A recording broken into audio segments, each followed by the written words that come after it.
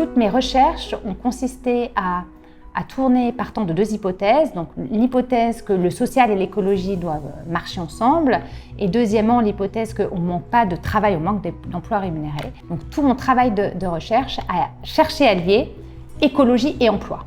Le revenu de transition écologique est un dispositif, un outil pour accélérer la transition sur les territoires. Donc c'est un revenu, c'est un accompagnement et c'est une mise en réseau d'actrices et d'acteurs qui souhaitent enclencher un nouveau modèle économique sur un territoire donné. Le RTE est en construction et se construit à partir de dynamiques locales, territoriales. Et d'ailleurs, même la brique de base, c'est la construction d'une coopérative de transition écologique. C'est finalement créer les conditions d'une alliance entre des acteurs publics, privés, mais aussi des porteurs de projets RTE. Et donc, finalement, aujourd'hui, il n'y a pas un modèle de coopérative, ni un modèle de revenu de transition. Il y a une grande diversité, et c'est ce qui en fait aussi sa richesse, finalement.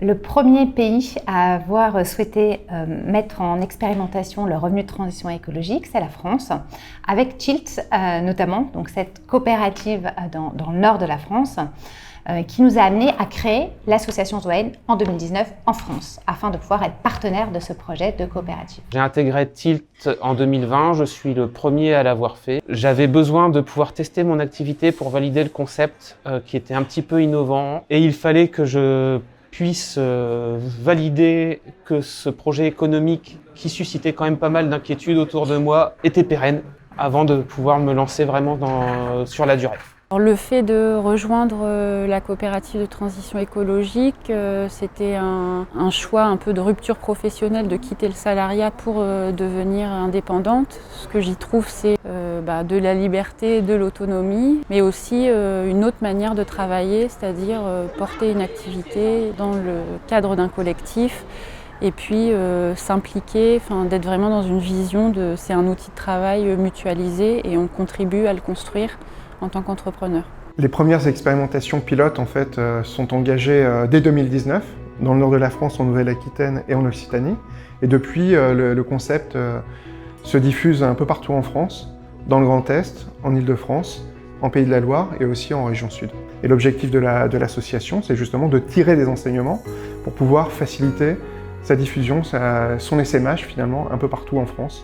En Suisse, on a également des groupes de travail qui s'organisent. On a une étude de faisabilité qui a été faite avec un partenariat EPER et Fondation Zoën.